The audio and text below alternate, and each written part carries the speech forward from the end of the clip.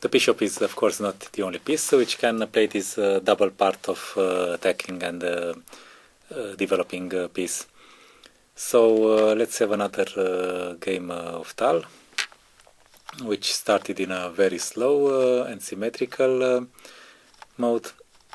It's a semi-Tarrasch, which can eventually transpose to some sort of Caro-Kann Panov. But here Black decided to step away from the center, and maybe that was not that bad. But a6 now doesn't look right. It's okay in the Zemish attack of the Nimzo Indian. White can afford to spend a tempo on a3 in order to provoke the doubling the pawns. But first of all, that move consolidates the center to a certain extent. In this case, Black simply loses a tempo to create himself also weaknesses. Actually, a6 also weakens b6 besides from that, and prevents bishop a6, for instance. And probably he was hoping to get to play c takes d4 and c5 and hope that his bishop would be very strong. But just look at this wing, which stands undeveloped, and White is castled, and he can already start fighting for squares. He fights for the c5 square. If he gets with a knight on that square, then the b7 bishop would be dead. So knight d7, the fight continues, but this means that Black remains underdeveloped. And now knight e5, a very strong move. The problem is that if Black takes, then a knight would jump on d6 soon, maybe after b3 and bishop a3, and this pawn would be also lost, and somehow it would be a strategic disaster on dark squares. So Black has to take on d7, but this means he loses the right to castle.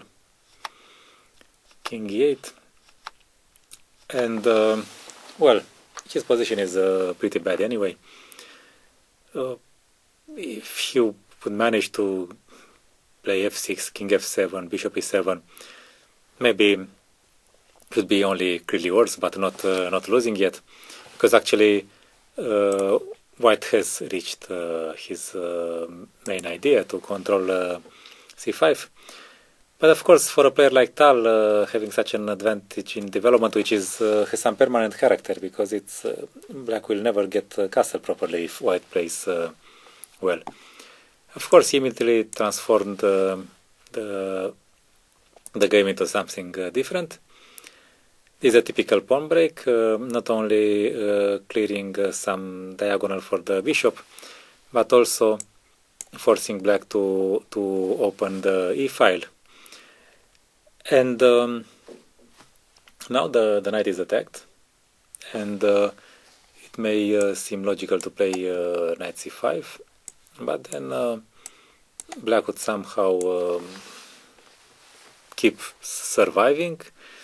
It's not very sure for how long, but he's still in the game. He would have a plan like h5, rook h6. I mean, life is tough, this we can see, but there would be still a game.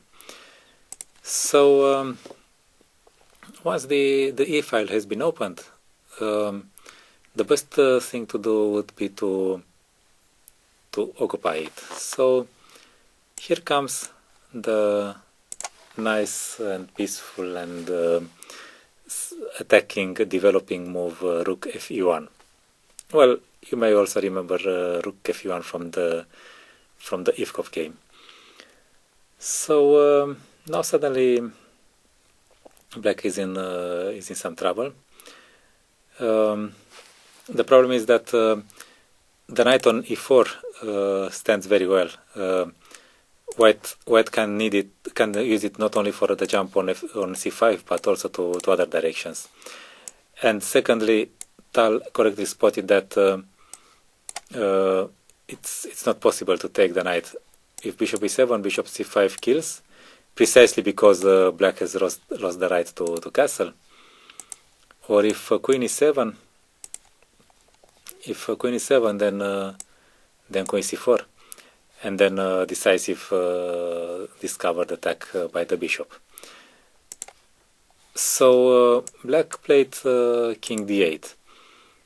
He had several other options, but none of them was saving. For instance, if king d7, then this would come as a thunder. And if black takes, then he simply loses material, too much material, staying with the king in the center anyway. Or if king d8, then there is such a nice variation, and black eventually loses his queen. Actually, computers even give some forced mating line, but it's important that that we take the queen. That's already enough. So, and the computer line involves taking the queen, but we don't have to calculate that much. So, after rook e1, also bishop e7 is insufficient because of the known pin. And finally, there is this bishop b4, which doesn't help so much because of knight f6, as always. Now king f8 would lead to some nice mate, and king if king d8, then bishop g5, and again the attack is coming very strong. Of course, if he takes, then the rook would be hanging. So if king c8, then just continuing to attack with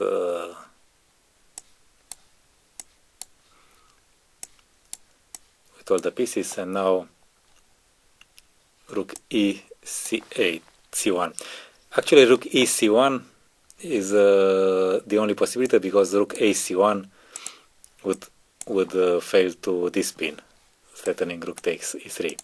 But rook e c1 is winning. We can see that there had been a king's chase all over the board, ending quite badly for him. King d8 was not much better, because now it's true that the king avoided all the attacks from the knight, but now there is another threat. So c5 was played, but this already allowed white not only to gain the pawn back, to win the pawn back, but also to get a decisive attack. Now rook a d1 is coming, and it's finished. So this kind of moves d5 followed by rook e1, it's very similar to bishop takes h3 followed by queen h4. So black does something very disruptive, and then he just plays white or black, dull in both cases. And then he, literally after sacrificing something, he plays quiet, or less quiet, less peaceful, developing move, which is an attacking move at the same time, of course. So this pattern deserves being kept in mind.